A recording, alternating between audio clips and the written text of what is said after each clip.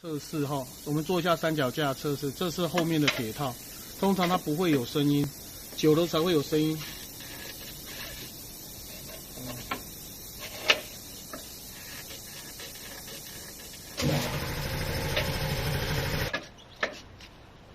久了才会有声音，然后再去观察它的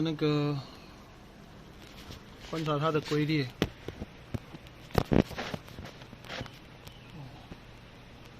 因为这个镜头角度有限啊，它里面已经是裂开来了。再看另外一边，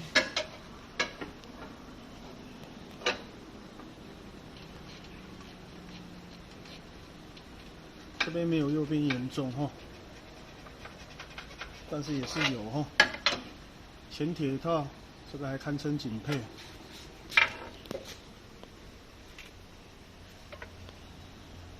上头，这大和尚头三脚架的还好。OK， 大概是这样哈。